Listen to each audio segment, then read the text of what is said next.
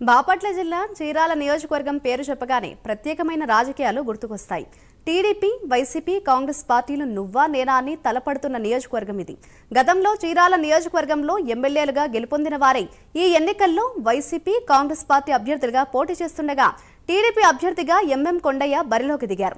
YCP, Congress అభ్యర్థులు ఇరువురు దౌర్జన్యంగా అనేక అక్రమాలకు పాల్పడ్డారని, ప్రస్తుతం చీరాల ప్రజలు శాంతిని, అభివృద్ధిని కోరుకుంటున్నారని కాబట్టే తన గెలుపు ఖాయమని టీడీపీ అభ్యర్థి ఎంఎం కొండయ్య ధీమాతో ఉన్నారు. గతంలో ఎన్డీఏ కూటమి అధికారంలో ఉన్నప్పుడు జరిగిన అభివృద్ధే తప్ప తర్వాత ఎలాంటి అభివృద్ధి జరగలేదని విమర్శిస్తున్నారు. ఎన్నికల్లో ఎన్డీఏ గెలుపు ఖాయం, కూటమి ప్రభుత్వంలో చీరాల అభివృద్ధి నాతోనే సాధ్యమని అంటున్న చీరాల టీడీపీ అభ్యర్థి ఎంఎం కొండయ్యతో మా ప్రతినిధి Srinivas face to face. Chirala TDP అభ్యర్థి ఎంఎం కొండయ్య గారు ఉన్నారు. ఈయన ప్రచారంలో గెలిపే లక్ష్యంగా చీరాల్లో ప్రచారం చేస్తున్నారు. ప్రస్తుతం మన దగ్గర ఉన్నారు. ఆయన ఇప్పుడు ఎలా ఉంది, ప్రచారం ఎలా ఉంది, రేపు ఎలా గెలవబోతున్నారు అనేది ఆయన అడిగే తీసుకున్నాం. చెప్పండి, ఇప్పుడు చీరాల్లో మీరు వచ్చిన దగ్గర నుండి ఎలాంటి సమస్యలు చూశారు, ఇక్కడ ప్రజల్ని ఎలా, అంటే రేపు టీడీపీ అనేది ఎలా గెలిపించుకోబోతున్నారు అనేది చెప్పండి.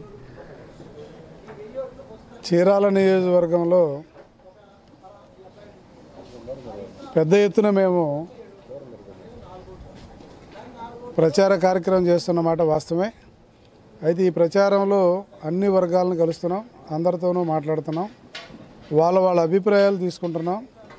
ఎక్కడ ఈ నియోజకవర్గంలో బలహీనతలు ఉన్నాయి, ఎవరు ఏ రకంగా ప్రవర్తించారు, గతంలో ఉన్నటువంటి ఎమ్మెల్యేలు, నాయకులు వాళ్ళ గురించి క్లియర్గా క్షుణ్ణంగా చెబుతున్నారు.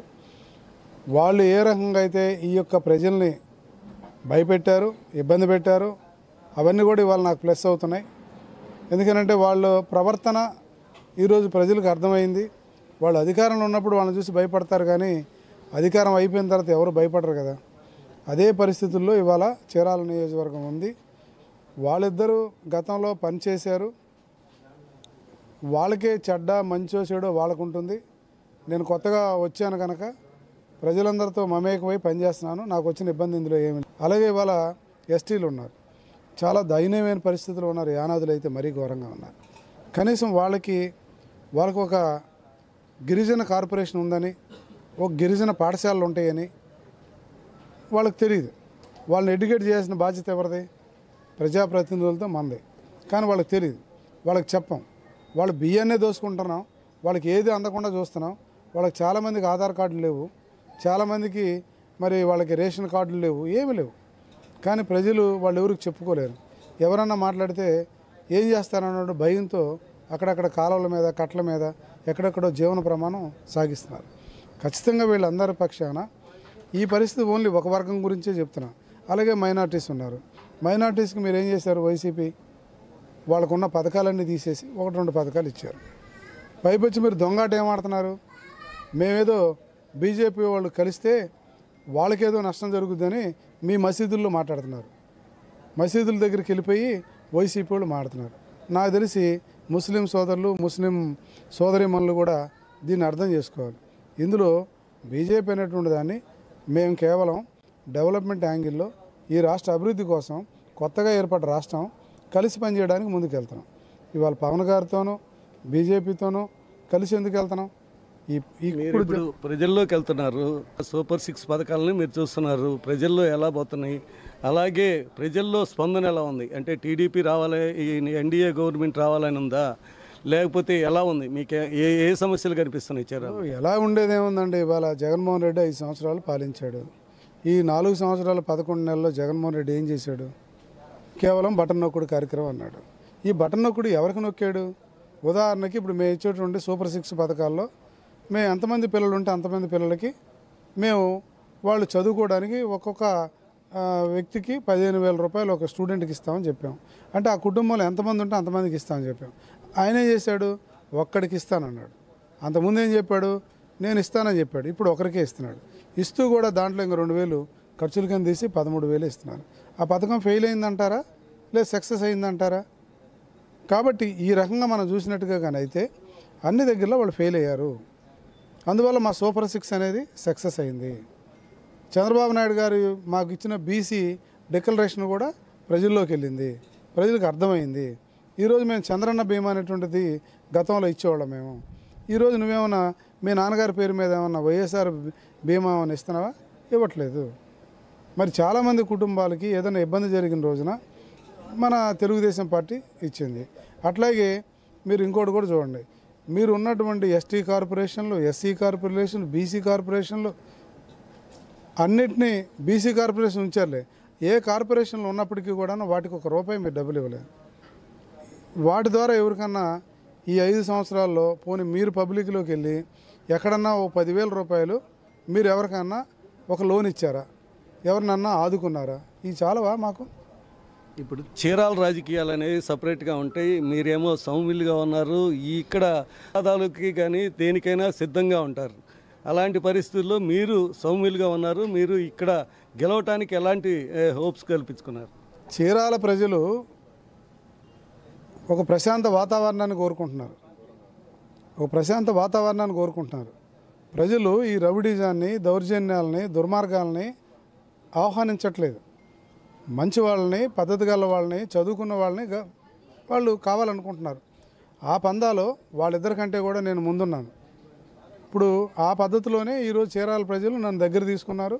ఈరోజు నిన్న మీరు చూశారు మా ర్యాలీ విషయంలో కూడా, మరి అంత పెద్ద ఎత్తున అంత పెద్ద ర్యాలీ ఇంకెప్పుడు చీరాలలో ఇలాంటి ర్యాలీ జరగలేదు, ఇక జరగదు కూడా.